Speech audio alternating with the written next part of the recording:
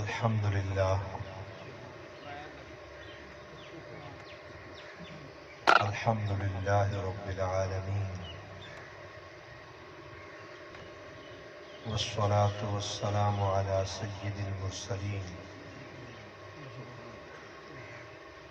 وخاتم النبيين ورحمة الله للعالمين سيدنا محمد وعلى آله وصحبه أجمعين.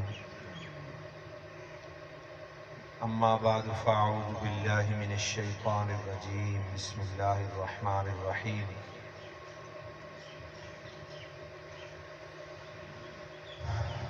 الحمد لله الذي أنزل على عبده الكتاب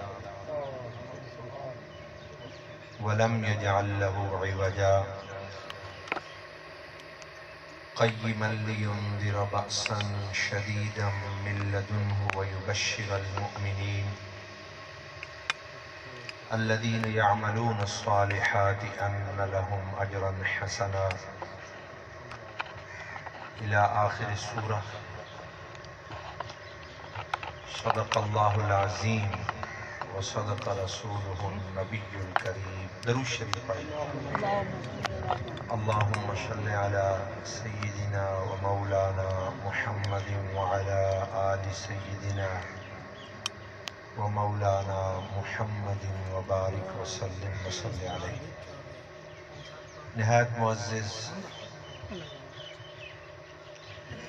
اور محترم بزرگوں اور دوستوں، ہمارا ایک بہت ہی پیارا عزیز بھائی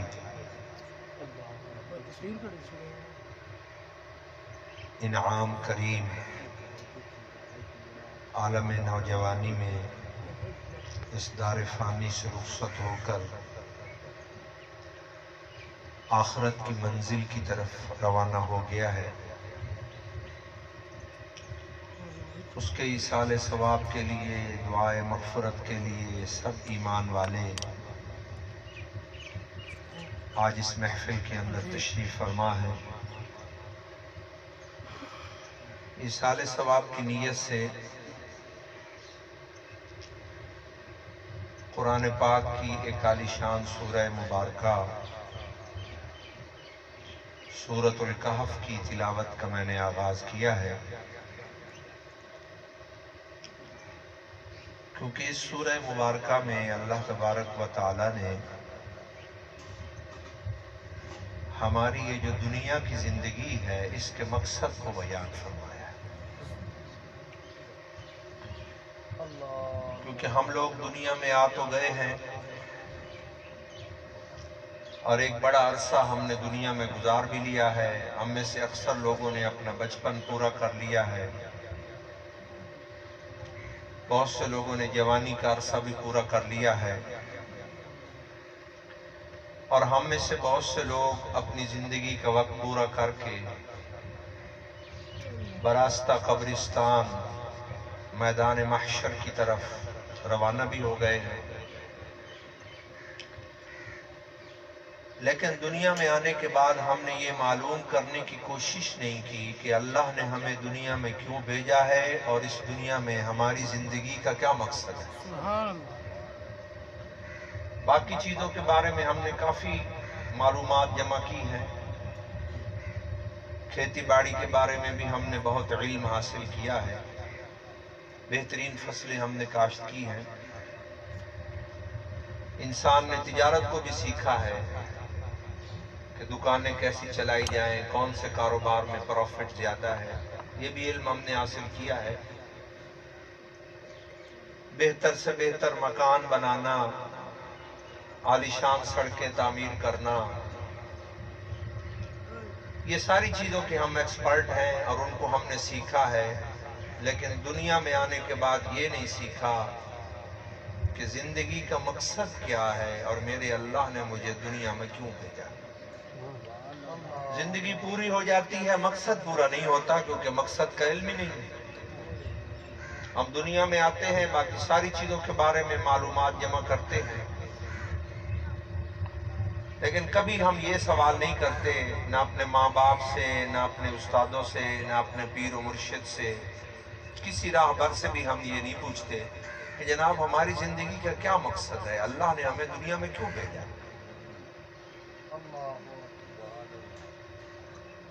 تو اسی لیے میں نے ایسی سورہ مبارکہ کی تلاوت کا آغاز کیا ہے جس میں اللہ تعالیٰ نے ہماری اس دنیا کی زندگی کے مقصد کو بیان فرمایا ہے۔ اور اللہ تعالیٰ نے سورہ مبارکہ میں فرمایا کہ اے میرے بندو، میں نے تمہیں اس دنیا کے اندر رہنے کے لیے نہیں بھیجا، قیام کرنے کے لیے نہیں بھیجا، رہائش اختیار کرنے کے لیے دنیا میں نے نہیں بھیجا، بلکہ اس صورت میں اللہ نے فرمایا کہ میں نے تمہیں امتحان کے لیے دنیا میں بھیجا ہے۔ یا اللہ تو پھر رہنا کہاں ہے اگر دنیا رہنے کی جگہ نہیں ہے؟ اللہ تعالیٰ نے فرمایا رہنے کی جگہ ہے جنت الفردوس۔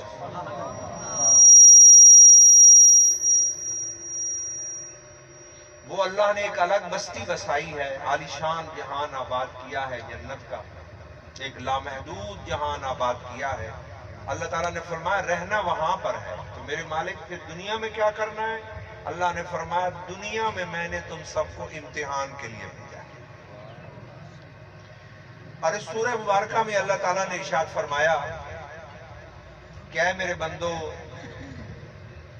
تمہیں اس دنیا کے اندر 4 طریقوں سے تمہارا امتحان ہوگا، تمہاری آزمائش ہوگی۔ اگر تم ان کو سمجھ لو گے تو تم کامیاب و کامران ہو جاؤ گے۔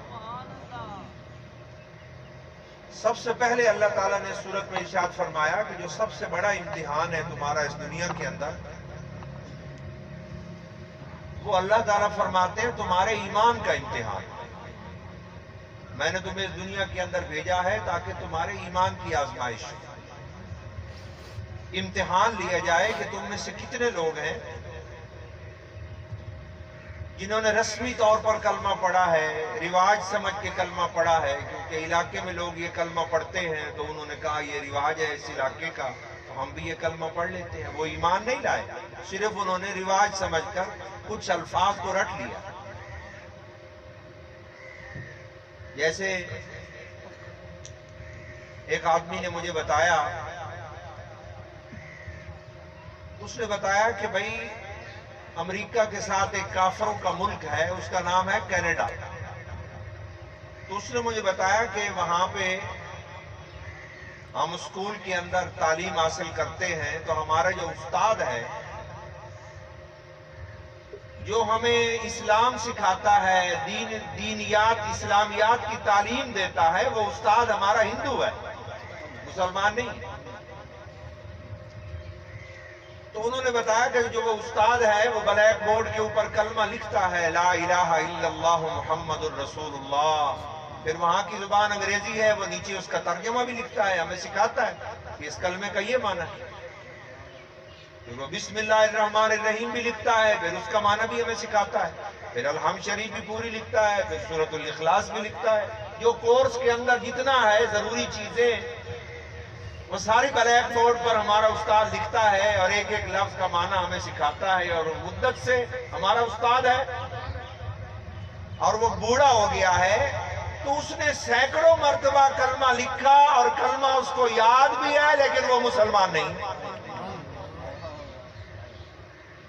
تو مجھے اس سے بہت ساری چیزیں معلوم ہوئی کہ کہیں ایسا نہ ہو کہ پوری زندگی ہم الفاظ پڑھتے رہیں لیکن کلمے پر ہمارا یقین ہی نہ ہو۔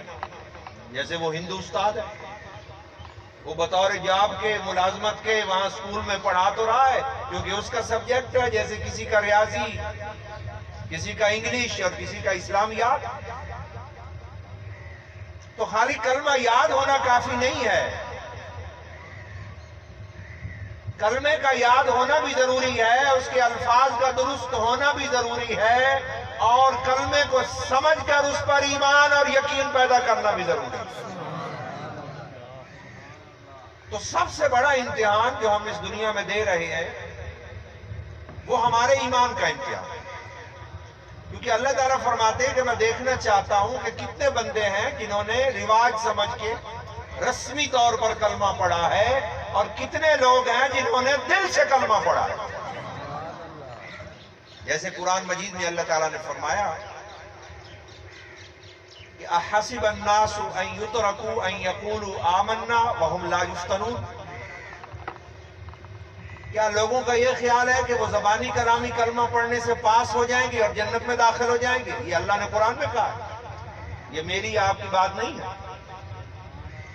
کیا لوگوں کا یہ خیال ہے کہ جیسے اس ہندو استاد کا خیال ہے کہ بھائی کلمہ تو یاد ہو گیا تو ہم پاس ہو جائیں گے، جنت میں چلے جائیں گے؟ اللہ نے فرمایا نہیں، وَهُمْ لَا يُفْتَنُونَ. ہم کلمے کا امتحان لیں گے اور کلمے کی آزمائش کریں گے. جو کلمے کے امتحان میں پاس ہوگا وہ تم میں سے صحیح معنی میں کلمے کا نور اور برکت حاصل کر سکتا. خالی یہ نہیں کہ رسمی طور پر تم یاد کر لو، اس پر یقین بھی پیدا کرو. تو سب سے بڑی آزمائش، سب سے بڑا امتحان، اور یہ جو ایمان کا امتحان ہے یہ بھی سمجھیں آپ، یہ 24 گھنٹے جاری رہتا ہے.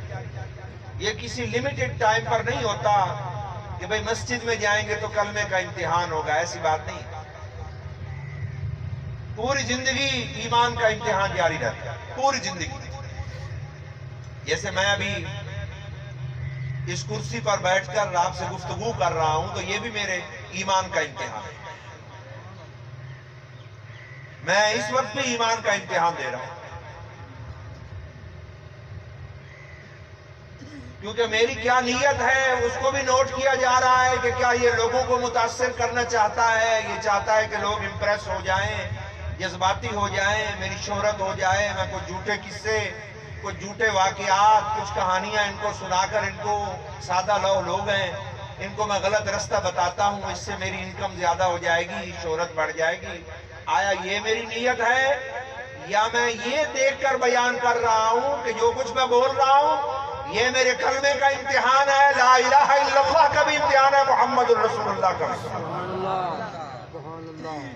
تو جہاں بھی ہم ہوتے ہیں ہمارے ایمان کی آزمائش، چاہے ہم گھر میں ہی ہوں، وہاں اماں ہوتی ہے، ابا ہوتا ہے، بیوی بچے ہوتے ہیں، تو اس چار دیواری کے اندر بھی ہمارے ایمان کا امتحان ہوتا ہے. یہ ہر وقت دکان پر، ڈیوٹی پر 24 گھنٹے ایمان کی آزمائش چلتی رہتی ہے.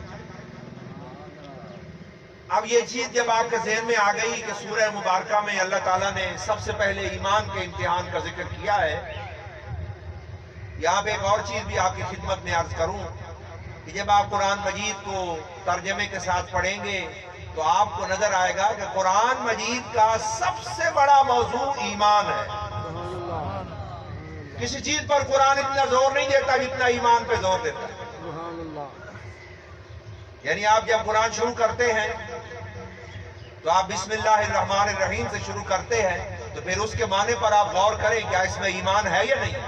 میں اس اللہ کے نام کے ساتھ شروع کرتا ہوں جو بڑا مہربان نہایت رحم کرنے والا ہے.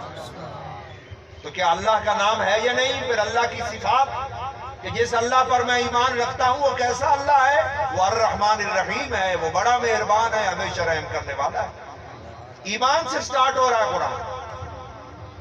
الحمدللہ رب العالمین، تمام تعریفیں اس اللہ کے لیے ہیں جو تمام جہانوں کا پالنے والا ہے. اس کا ترجمہ آپ پڑھیں، پھر غور کریں کہ اس میں ایمان ہے یا نہیں.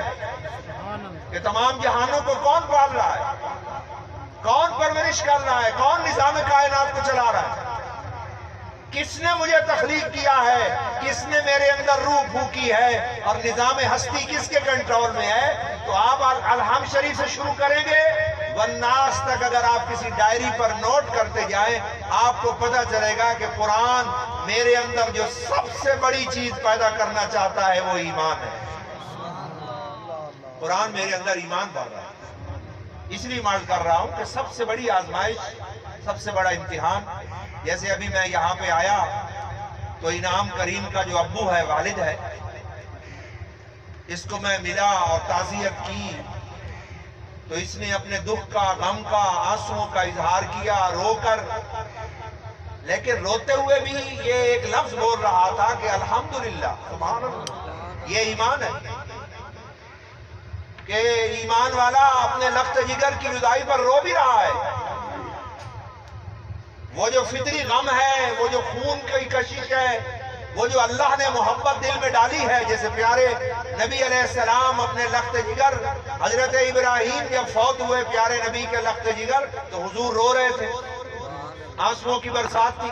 لوگوں نے کہا یا رسول اللہ صلی اللہ علیہ وآلہ وسلم، آپ ہمیں صبر کا حکم دیتے ہیں اور آج اپنے بیٹے کی وفات پر آپ رو رہے ہیں۔ تو حضور علیہ السلام نے ارشاد فرمایا کہ یہ رونا صبر کے خلاف نہیں ہے، صبر کے خلاف یہ ہے کہ اللہ کی شکایت کرو، شکوہ کرو، اس کے بارے میں برے کلمات بولو، یہ غلط ہے، یہ حرام ہے، یہ جائز نہیں ہے۔ لیکن رونا تو محبت کی وجہ سے ہے، آنسوؤں کی وجہ سے، یہ تو جدائی کی وجہ سے آنسو ہیں، یہ تو اس دل کی پیار کی وجہ سے ہے جو اللہ تعالیٰ نے ہمارے وجود کے اندر پیدا فرمایا۔ تو ایک والد کے لیے بیٹا کتنا قیمتی ہوتا ہے اور کتنی محبت ہوتی ہے، اپنے آپ سے زیادہ محبت ہوتی ہے بچوں کے ساتھ۔ لیکن ایک باپ رو بھی رہا ہو اور آنسو بھی بہا رہا ہو اور غم زدہ بھی ہو، اور پھر وہ کہے کہ الحمدللہ انا للہ و انا الیہ راجعون، تو مطلب یہ کہ ایمان سلامت ہے اور وجود کے اندر ایمان ہے کہ میں اللہ کی رضا پہ راضی ہوں۔ جو بھی میرے مالک فیصلے کر رہا ہے، کب بھیجنا ہے، کب واپس بلانا ہے، سب کچھ اس کے سائن سے ہوتا ہے، اس کے دستخط سے ہوتا ہے۔ اللہ کے حکم کے بغیر نہ کوئی دنیا میں قدم رکھ سکتا ہے، نہ یہاں آنے والا یہاں سے واپس جا سکتا ہے۔ میرا رب دستخط کرتا ہے تب سارے معاملات ہوتے ہیں۔ یہ ایمان ہونا چاہیے مسلمان۔ تو سب سے بڑی آزمائش، سب سے بڑا امتحان جو خوشی میں بھی ہوتا ہے، غم میں بھی ہوتا ہے، اچھے حالات میں بھی، سردیوں میں بھی، گرمیوں میں بھی، تو وہ امتحان کیا ہے؟ وہ ہمارے ایمان کا امتحان ہے۔ جو ایمان کے امتحان میں فیل ہو گیا وہ سارے امتحانوں میں فیل ہو گیا۔ کوئی بندہ عالی شان محل بنانے سے کامیاب نہیں ہوگا، کوئی بندہ بہت بڑی فیکٹری یا بہت بڑا کوئی تجارتی سیٹ اپ قائم کرنے سے کامیاب نہیں ہوگا، کوئی بندہ افسر اعلیٰ کی بہترین کرسی پر بیٹھنے سے کامیاب نہیں ہوگا۔ جو ایمان کے امتحان میں کامیاب ہوگا، خواہ کچی جھونپڑی میں رہتا ہو، وہ اللہ کا محبوب اور مقرب ہے اور کامیاب ہوگا۔ تو پہلا امتحان ہمارے ایمان کا ہے۔ اب آپ یہ سمجھیں کہ جب یہ بات آپ کے ذہن میں آ گئی کہ دنیا کے اندر آنے کا مقصد امتحان ہے اور امتحان میں بھی پہلا امتحان ایمان ہے، تو یہ ایمان کہاں سے ملے گا؟ اس کا ایڈریس کیا ہے؟ کیونکہ اگر دفتر کا ہی پتہ نہ ہو، آفس کا ہی پتہ نہ ہو، کہ یہ کہاں سے ایمان ملتا ہے بھائی؟ کیا ہم سڑکوں پر آوارہ پھرتے رہیں تو سڑکوں پر ایمان پڑا ہوتا ہے کہ وہاں سے ہم اٹھا لیں، جیسے ہمارا طریقہ ہے مٹر گشت کرتے رہیں؟ یا چوک میں بیٹھ کر چائے کے کپ وغیرہ پیتے رہیں اور جو لوگ گزرے ہیں ان کے بارے میں بری بری باتیں ہم کرتے رہیں کہ یہ بندہ تو ایسا ہے اور یہ بندہ ایسا ہے؟ کیا اس سے ایمان مل جائے گا؟ کسی چائے کے کھوکے پر ایمان تقسیم ہوتا ہو تو چلو وہاں جا کے ہم بیٹھ جاتے ہیں کہ بھئی یہاں پر ایمان تقسیم ہو رہا ہے، ہمیں یہاں سے مل جائے۔ یا ٹیلی ویژن یا ڈرامے یا فلمیں یا ناچ گانا یا ہمارے موبائل، ان کے اندر جو ہم وقتیاں دیکھتے ہیں، یا شعر و شاعری جو ہم سنتے ہیں، یا مزے دینے والی لذت والی چیزیں، یا گھروں میں بیٹھ کر جو ہم اپنے رشتہ داروں کو گالیاں دیتے ہیں اور سیاسی باتیں کرتے ہیں، تو کیا یہاں پر ایمان مل جائے گا؟ کوئی تو ایڈریس ہونا چاہیے، کوئی آفس ہونا چاہیے۔ اگر باگٹ پل ہے تو چلو وہاں چلے جاتے ہیں کہ یہاں پر یہ دفتر ہے جی ایمان کا، یہاں ایمان تقسیم ہو رہا ہے، یہ ہیڈ کوارٹر ہے، یہاں سے مل جائے گا۔ کتنے افسوس کی بات ہے کہ جو آج کا مسلمان ہے اس کو نادرہ کے دفتر کا بھی پتا ہے کہ شناختی کارڈ یہاں بنتا ہے، اس کو پٹواریوں کے دفتر کا بھی پتا ہے کہ زمین کا ریکارڈ یہاں سے ملے گا، سارے آفیسز کا اس نے ایڈریس معلوم کر لیا ہے۔ لیکن مسلمان آج کا یہ نہیں جانتا کہ ایمان کہاں سے ملتا ہے اور ایمان کا مرکز کیا ہے۔ سب سے قیمتی چیز کے ایڈریس کا پتہ ہی نہیں کہ یہ آفس کہاں ہے، یہ دفتر کہاں، یہ کہاں سے ملتا ہے۔ تو میرے دوستوں اور بزرگوں، آپ یہ بات سمجھے کہ ایمان کا سب سے بڑا ہیڈ کوارٹر اور صدر دفتر ہے اللہ کی کتاب القرآن الکریم۔ یہ صدر دفتر ہے۔ قرآن کی آیات میں سے ایمان نکلتا ہے اور انسان کی زندگی میں شامل ہوتا ہے۔ جو مسلمان قرآن کے قریب نہیں آئے گا اور قرآن کی عظمت اس کے دل میں نہیں ہوگی، وہ یہ تصور بھی نہ کرے۔ جیسے لوگ ہمارے مرید ہو جاتے ہیں کہ بس کوئی پیر صاحب کے ہم مرید ہو گئے تو ایمان مل جائے گا، یہ سب کہنے کی باتیں ہیں۔ ہیڈ کوارٹر پہ نہیں جائے گا ایمان سے، ایمان کمزور رہے گا، ایمان میں جان نہیں ہوگی۔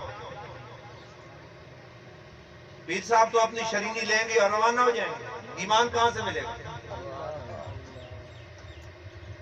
مولوی صاحب بھی اپنی فیس لیں گے اور روانہ ہو جائیں گے تو آڈے کی بٹ سے۔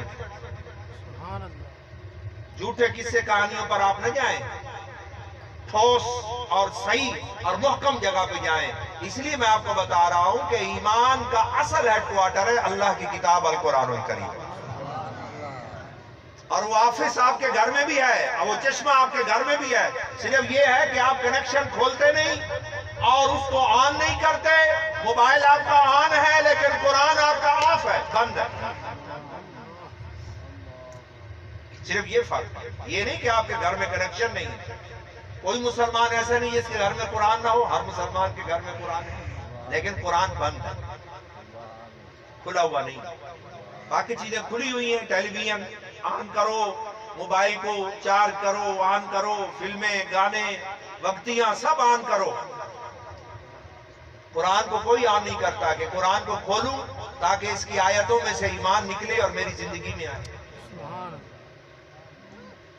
لوگ مجھے کہتے ہیں کہ پیر صاحب قرآن تو ہمارے گھر میں ہے لیکن ہمارے اندر ایمان کی حالت تو بہت کمزور ہے۔ آپ کہتے ہیں قرآن میں سے ایمان نکل کے زندگی میں آتا ہے، ہماری مسجد میں تو 60-70 قرآن پڑھا ہوا ہے، ہمارے گھر میں 3-4 قرآن پڑھے ہیں، لیکن ہم بات بات پہ جھوٹ بولتے ہیں، تھوڑی سی بات پہ ہم پھسل جاتے ہیں اور وعدہ کر کے مکر جاتے ہیں اور فراڈ کرتے ہیں، چوریاں کرتے ہیں اور لوگوں کا حق غصب کر لیتے ہیں، اور یہ ہم تو بہت دو نمبریاں کر رہے ہیں۔ جناب کہاں ہے ایمان؟ قرآن تو موجود ہے تو پھر ہمارے اندر ایمان کیوں نہیں؟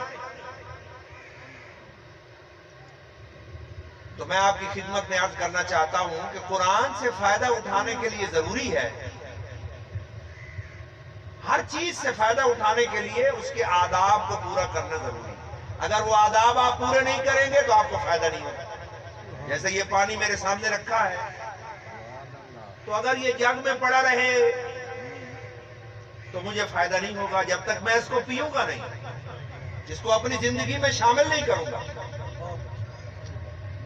قرآن مجید میں سے ایمان اور دین نکل کر آپ کی زندگی میں اس وقت تک نہیں آئے گا جب تک آپ قرآن کو معنی کے ساتھ بات ترجمہ نہیں پڑھیں۔ یہ بات سمجھے آپ؟ قرآن مجید کو معنی کے ساتھ بات ترجمہ پڑھنا فرض ہے، لازم ہے، اس کے بغیر ایمان کے اندر جان پیدا نہیں ہو سکتی، بلکہ صحیح ایمان کا سرے سے پتہ ہی نہیں چلتا۔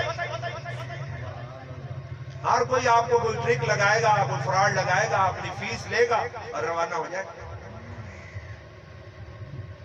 ہر کوئی اپنی فیس کے چکر میں ہوگا، اپنی شہرت کے چکر میں ہوگا، آپ کے ایمان کی فکر نہیں ہوگی۔ آپ خود اپنے ایمان کی فکر کریں کہ میرا سب سے قیمتی خزانہ تو میرا ایمان ہے، اگر یہ لٹ گیا تو میرا مکان تو میرے ساتھ نہیں جائے گا، میرا موبائل تو قبر میں نہیں جائے گا، میرا موٹر سائیکل بھی نہیں جائے گا۔ اگر میں کوئی افسر ہوں، پیر ہوں، مولوی صاحب ہوں، کوئی عہدہ نہیں جائے گا میرے ساتھ، لیکن میرا کلمہ، میرا ایمان میرے ساتھ جائے گا۔ میرا کلمہ ضائع نہیں ہونا چاہیے، میرا ایمان ضائع نہیں ہونا چاہیے، میرا ایمان مضبوط ہونا چاہیے، میرے ایمان میں جان ہونی چاہیے، اور میرا ایمان برحق ہونا چاہیے۔ ایمان وہ برحق ہے جس پر اللہ تعالیٰ کے دستخط ہو اور پیارے نبی علیہ السلام کے سائن ہو۔ اگر اللہ تعالیٰ سائن نہ کرے اور پیارے نبی علیہ السلام سائن نہ کرے، آپ اپنے پاس سے جو مرضی گاڑ لیں، آپ کو فائدہ نہیں ہوگا۔ یہ میں آپ کو بتا رہا ہوں، آپ کو فائدہ نہیں ہوگا۔ مجھے ایک چیز بتائیں، میں آپ کو کچھ بتاتا رہوں، کوئی دوسرا کچھ بتاتا رہے، اللہ کے سائن نہ ہو، حضور علیہ السلام کے سائن نہ ہو، تو وہ چل جائے گا ایمان؟ کیا مطلب ہے کیونکہ فیصلہ اللہ نے کرنا ہے، شفاعت پیارے نبی علیہ السلام۔ آپ بینک میں اکاؤنٹ کھلواتے ہیں، آپ کی جو چیک بک ہے اس کے اوپر پورا پاکستان سائن کر دے، آپ سائن نہ کریں، جو اصل مالک ہے۔ پاکستان کی 23 کروڑ آبادی ہے، ہر چھوٹا بڑے کو بلا کر اس کے دستخط آپ کے چیک پر کروا لیے جائیں، لیکن آپ جو اصل مالک ہیں آپ کے سائن نہ ہو تو مجھے بتائیں وہ چیک پاس ہو جائے؟ بینک والے کہیں گے تم دیوانے ہو، پاگل ہو، مالکہ نے تو سائن ہی نہیں کرا ہے۔ جس کے نام چیک ہے اس کا سائن ہونا ضروری ہے۔ لا الہ الا اللہ، اللہ کی تصدیق بھی ضروری ہے، محمد الرسول اللہ پیارے نبی علیہ السلام کی تصدیق بھی ایمان کے لیے ضروری ہے۔ سبحان اللہ۔ کوئی مشکل بات نہیں ہے۔ تو آپ کہیں گے جی پھر قرآن کا ترجمہ ہم کیسے پڑھیں کہ قرآن کی آیتوں میں سے ایمان نکلے اور ہماری زندگی میں آ جائے؟ ہم تو دیہاتی لوگ ہیں اور بمشکل پنجابی بولتے ہیں یا کچھ تھوڑی بہت اردو زبان آتی ہوگی۔ اب قرآن تو عربی زبان میں ہے، ہم کیسے قرآن سے فائدہ اٹھائیں کہ قرآن کا ترجمہ بھی ہمیں آئے، معلوم ہو جائے، تاکہ قرآن کی آیتوں میں سے ایمان نکلے۔ کیونکہ میں ایک چیز بتا دوں کہ پیارے نبی علیہ السلام بھی قرآن مجید کو سمجھ کر معنی کے ساتھ پڑھتے تھے۔ تمام اہل بیت نے قرآن مجید کو سمجھ کر معنی کے ساتھ پڑھا ہے، اور تمام صحابہ کرام نے بھی قرآن کو معنی کے ساتھ سمجھ کے پڑھا۔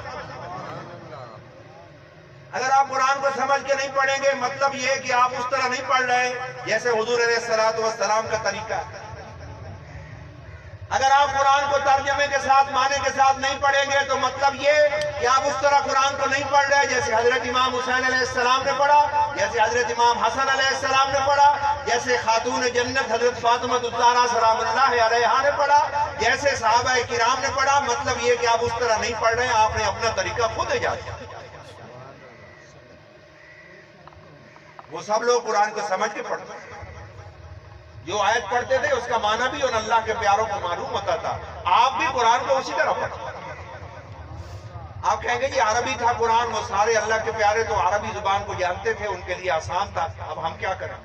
تو میں آپ کو آسان طریقہ بتاتا ہوں کہ کیسے آپ کے گھر میں قرآن کا چشمہ جاری ہو جائے، کیسے ہو، اور کیسے صرف 5 منٹ آپ روزانہ دے دے، آپ کو الحم سے لے کر والناس تک پورے قرآن کا معنی معلوم ہو جائے۔